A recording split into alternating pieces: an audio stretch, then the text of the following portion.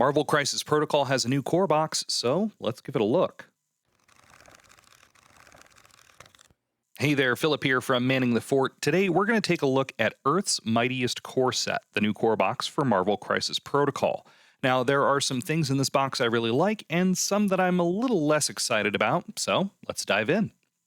Marvel Crisis Protocol is a miniatures game, so let's start off with the miniatures. The new core set comes with 13 of them, and after assembling mine, I have to say I'm really impressed with how far Atomic Mass Games has come with the quality of the sculpts for this game. The detail on the new minis is great, and they've really upped their game when it comes to ease of assembly. If you've assembled the old core box, there were some notoriously fiddly minis with very tiny and easy to lose bits. I'm looking at you, Baron Zemo, and your elbow pad. Like all MCP minis, these are monopose, but overall, I'm happy with what they've done with those poses. There's a good mix of static and dynamic looks, and it makes for a nice tableau on the tabletop. I've seen a bit of criticism for some of the sculpts, particularly the way that Red Skull is presenting the Cosmic Cube, but I don't really mind it. There's also been a bit of memeing going on about the number of tactical rocks, boxes, and explosions that have begun to show up in MCP, but as a longtime 40k player, that also really doesn't bother me. Something else worth mentioning is that all of the sculpts in this box are new versions of characters who were already in the game. In fact, most were released in the original core set, though the new sculpts also come with new rules. We'll get into that a little bit more in a bit.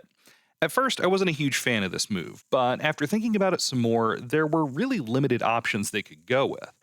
Aside from the move they ultimately went with, I only see a couple of other ways they could have gone. First, they could have released a core box with a different theme, say X-Men versus Brotherhood. Unless those characters were reworked, I likely would not have bought that box since I already have almost all of the Brotherhood. Another option I see is they could have done a core box with all new characters. Now, while that would be great for players with established collections like me, there are some potential drawbacks.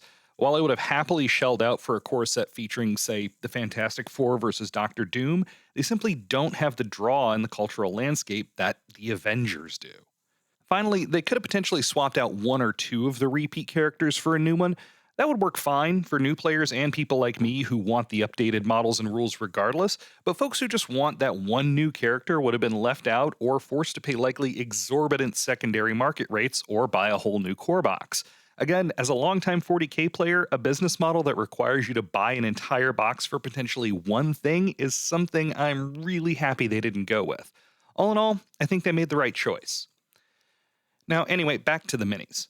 If I had to pick favorite sculpts, I'd probably go with Binary Form Captain Marvel and Spectacular Spider-Man, though the new Black Widow's pretty cool too. The Ultron drone she's kneeing into oblivion fits in well with the theme of the terrain that also comes in the box. Speaking of that terrain, you get a fair bit more than in the original core set. If you're new to Marvel Crisis Protocol, terrain is classified by size, from 1 to 5. Size 1 items tend to be things like barrels and trash cans. For me, the quintessential size 2 terrain is a passenger car. Size 3 seems to have a bit more variation, but in this box it's represented by a pair of small bulldozers. Size 4 can also vary quite a bit, but in this set it's represented by a wrecked gas station. There aren't any pieces of size 5 terrain in this box, which those tend to be really big things like apartment buildings. All of the terrain pieces in Earth's Mightiest core set have been released before, though in the case of the gas station, the Sentinel parts in the original sculpt have been replaced by Ultron drones. In my case, this was fine, since I didn't have the sets that terrain had come in previously. For someone who owns absolutely everything they've released, though, I can see why there might be a little frustration. Now, let's get down to the non-plastic parts of the game. The tokens in the core set have changed shape, they're now square instead of circular, and there are now generic markers for mission objectives instead of bespoke ones for various crises. While I do like the tokens with specific art, it's a compromise I'm happy to make, since AMG is now selling the expanded crises in a single pack instead of making us buy specific character packs to get a single crisis and its bespoke tokens. The character cards in the box are all the new landscape style that AMG's been using for a little while now. The art and layout is vibrant without being distracting, though I'll probably turn the Spectacular Spider-Man card upside down at least once every game that I use it. Like I mentioned before, the character cards represent different versions of the characters that have already been released. Now, again, if you're new to Marvel Crisis Protocol, this isn't new. This is our third iteration of Captain America, our third iteration of Black Widow, etc., etc. I won't go into a super detailed look at each one of those characters in this video, but to summarize, I think they did this pretty well. Almost every character in this box is a different threat level than its previous release. And there's enough variation in the power sets that in most cases, there's no clear winner between this release and the original. Which version you want is going to depend on the threat level of your crisis and what style of game you want to play. As a quick example, the new Invincible Iron Man and original Iron Man are different threat levels, 4 and 3 respectively. The old Iron Man still makes a nice backfield piece, costs a bit less, and still has access to most of the new Iron Man tactics cards and Helios Laser. The new Iron Man, though, he has a shield leadership, which is something that affiliation really needed, was another option for leadership, and he can also use things like Helios Laser and Bombardment. He doesn't get the same version of Ricochet Blast that the original Iron Man gets, but he does have his own sort of twist on it.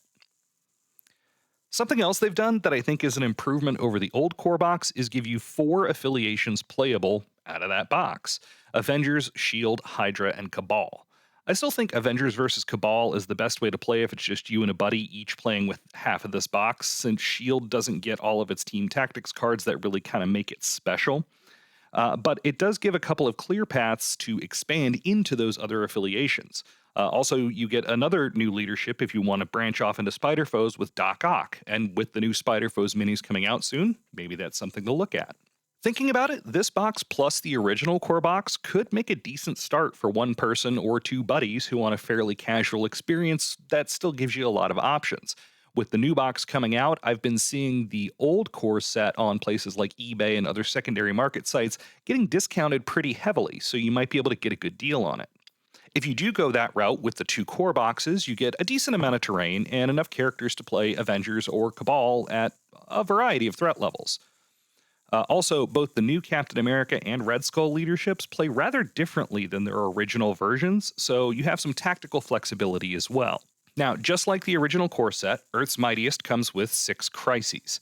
This is good to get you started, but if you want to get deeper into the game, you'll eventually want more. Thankfully, like I mentioned earlier, that just means buying the expanded pack of crisis cards.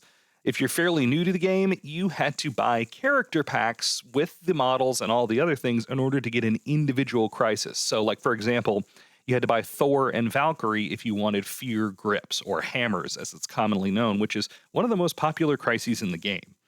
Now, it's worth noting that the crisis cards are a bit bigger than they used to be in the past. I think this is what they call tarot-sized instead of playing card size.